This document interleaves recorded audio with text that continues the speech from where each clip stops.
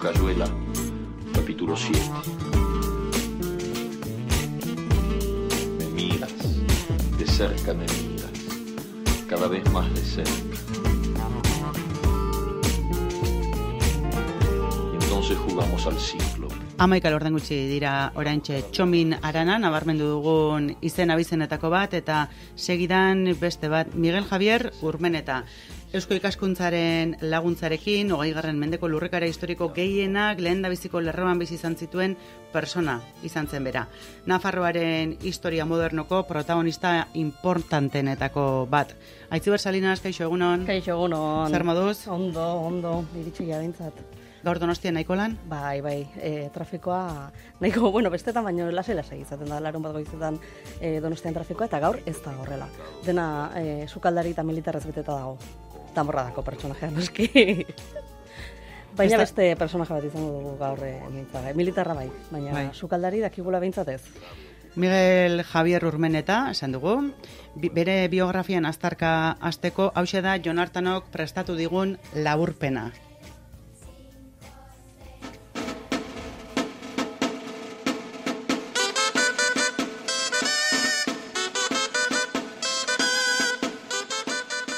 Ehun urte lituzke bizi balitz.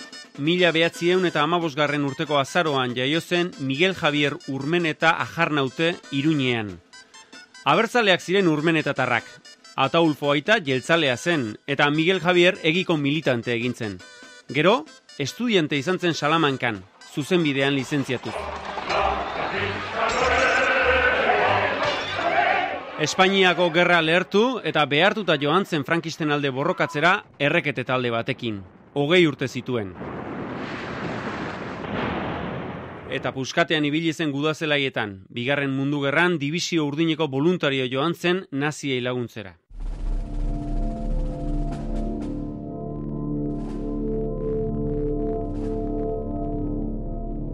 Gerra amaituta karrera militarra jarraitu zuen eta Estatu Batuetara ere bidali zuten Kansasera hango armadarekin trebatzera. 52an itzuli zen Iruñera. Aitari lekuko hartu zion Iruñeko udal horrezki kutsako zuzendaritzan eta 30 urte zaritu zen lantegi horretan. Frankismoko urte ilunaietan lehen lerroko politikaria izan zen. Korteetako prokuradore, diputatu foral, baita Iruñeko alkate ere 7 urtez. Bere agintaldian garrantzia handiko erabakiak hartu ziren Iruñean. Nafarroako unibertsitatea eraikitzeko lurrak eman zizkioten Opus Deiri. Espainiako armadaren esku zegoen zitadela herriarentzat berreskuratu zuten, eta Nafarroako industrializazioari bultzada eman zitzaion. Gainera, erregimeneko agintari izanik ere, euskararen aldeko ekimenak sustatzen saiatu zen. Trantsizioan Euskal Herri batu baten alde posizionatu zen, segidarik izan ez zuen alderdi politiko bat sortuz. Eta 80ko hamarkadan, are gehiago nabartu zuen bere ideologia. Ezagutu zutenek, gizon zintzoa, langilea eta eskuzabala izan zela diote.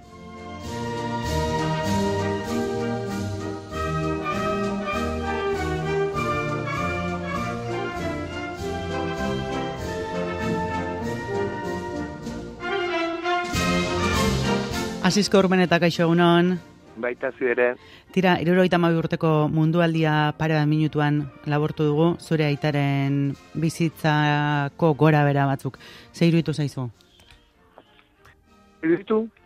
Bai. Bai, barkatu, azken momentu bat ez dut ongi entzun. Ongi, erran dute laburpen posible bada, azki gero behar bada hortarako dago liburua, kasi 500 ez aizematorriko horria, gauza aletzeko biztan dena eta bizkat zerago, baina adibidez dibizioi urdinarei buruz, nik egiazki bizi guzian pentsatu izan dut, voluntario joan zela eta hala kontatu duzu zuek.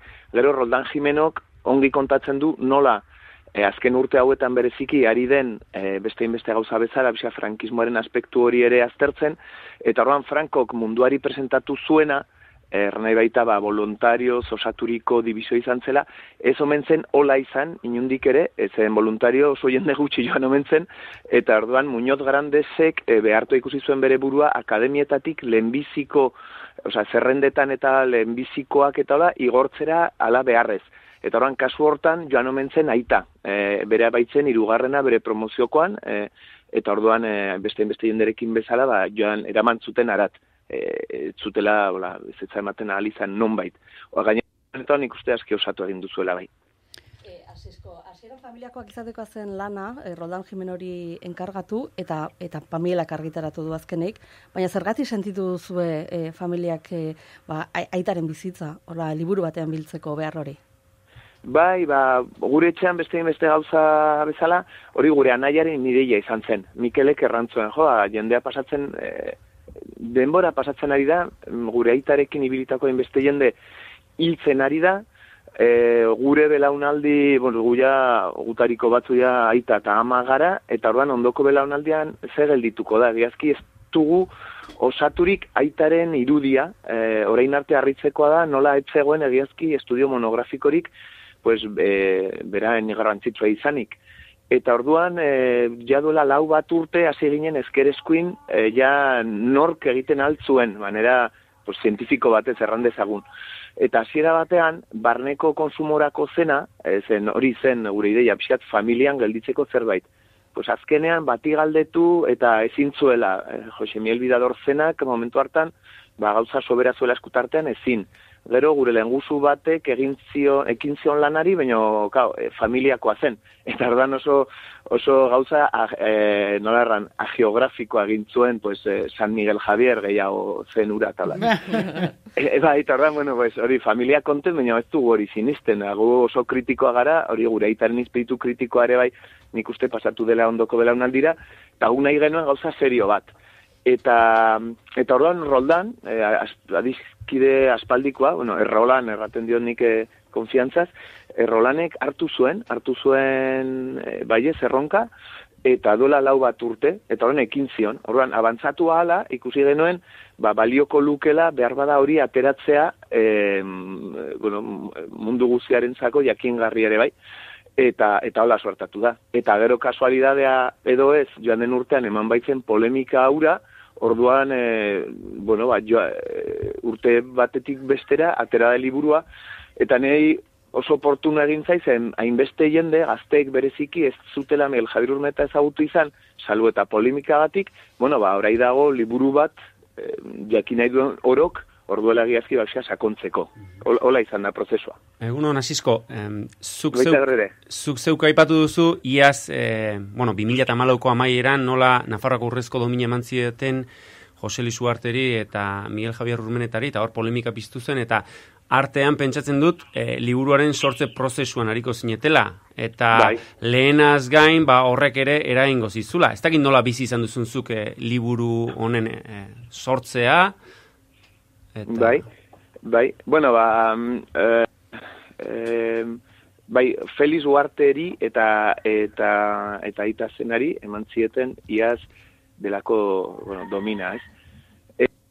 Prozesu betean ari ginen, eta hori erori zen bomba bat bezala gure arte. Iruñeko jendartean, eta baita ere familiarnean ere. Mesede ederra egin digute, ez? Hola, ironikoki esateko. Bai, erraten alduzu. Zeren, nola erran, nik momentu batzuetan, hemen, 5 seme alaba gara, eta bakotxa planeta batekoa, ez? Orduan, aski ongiari ginen eramaten gauza, Roldan Jimenorengan denok genituen gure konfiantzak eta emanak. Roldan, ez da ni bezalako agitatzaile bat, edo Roldan historialari zientifikoa da, positibismo zientifikoa, Irlandan da gainera kurso honetan, orduan errandezagun zirimola zurrunbilo horretatik piskaturrun, berak segitu du bere sinaurri laboriosoaren lanean, gero eta barnago, gero eta zabalago, gero eta gauza harrigarriago eta inedituago kateratzen.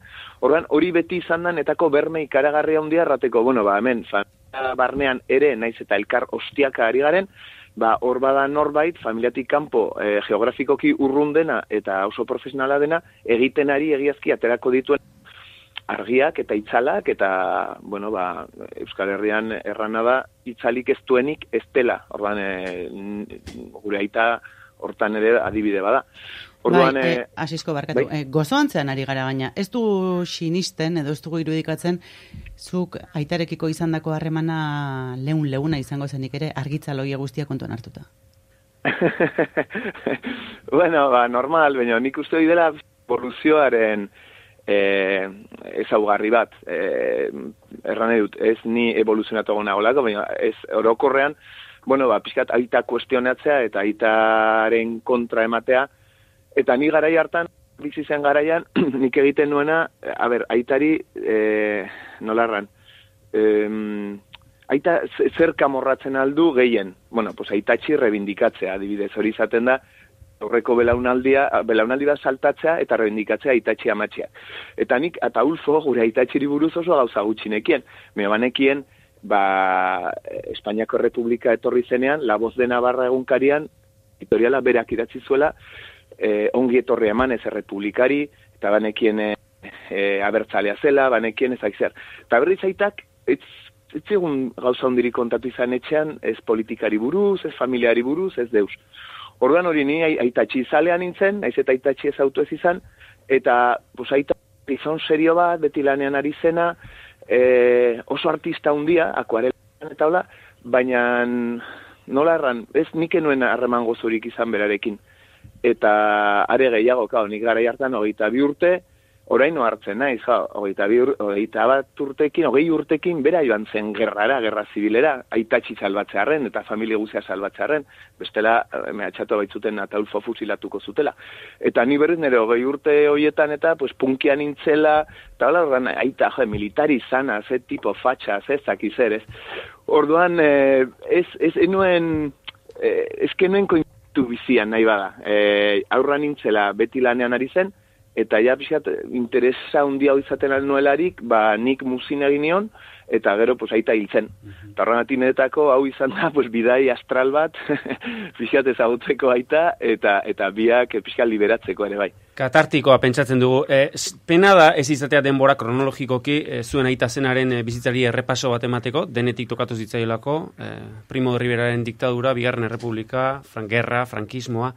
Baina, bueno, hori horretarako badaukerak, Pamielak argitaratutako biografia irakurtzen duenak, ia zeirun horri ditu eta dena dela, Santi Leone historialariak onoko idatzi duzue kaleratu duzuen liburuaz, eta hau aipatzean nahi nizun.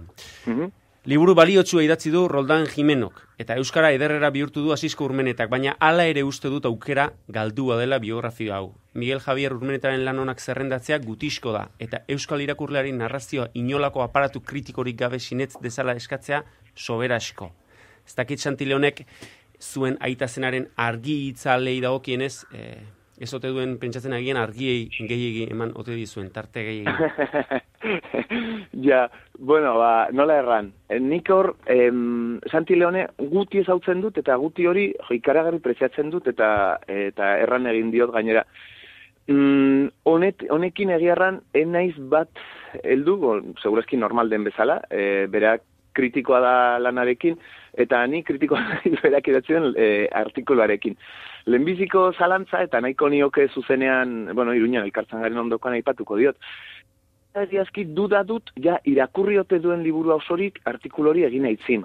Zen, adibidez, politikari buruz oso gutxe aipatzen dela pixka, ontasun eta hola, baina fundament... Eten egin zaigu Asisko Urmenetarekin geneukan harremana. Ari gara bere aitari buruz idatzitako biografiaz, Miguel Javier Urmeneta, Bigarren Errepublika, frankismoa eta trantzizioa. Eta argitzalei buruz, gauza batzuk aipatu ditugu, baina askoz gehiago ere aipatu ganitzaka itzu, beste Opus Deiri nola zabaldu zuzkion Iruñeko ateak. Opus Deiko unibertsitatearekitzako lurrak atondu, eta Nafarroako ikastolen bultzatzailea, eta odako Euskal Unibertsitateko bultzatzailea ere bai. Militarra eta alkate ambivalentea. Abertzale eta hori, voluntario edo joan zena nazioekin borrokatzera ere bai, gurutze eta guzti. pertsonaje interesgarria eta Roldan Jimenok beti gauza bat esan eta atzetik jarri behar zaio. Baina, adibidez, Euskal Herria Irratiaren sorreran ere parte hartze garrantzitsua izan zuen. Hau egin zuen, baina beste hau ere. Koldo Mitxelenak gogoeta egiten du Santi Leonerena konpentsatzeko esaten du bulegoko historialari hauek aztertzen dituzte autuak, hotzean hartuak izan balira bezala, eta koakziorik bat ere gabe. Eta behar beste aizinaz aldeko eta kontrako zioen ikusteko. Beraz, bada beste gogoeta bat egin daitekena, aztertzen diren pertsonaje guztietaz. Horixe, esan duguna, bihurgune guzti horiek eta makurdurak eta abileziak, guztiak aletu eta xe eta gero bakoitza bere ondorioak ateratzeko liburua irakurri behar dela. Gomita behintzat egin dugu. Aitziber Salinas, eskerrik asko. Beste bat arte.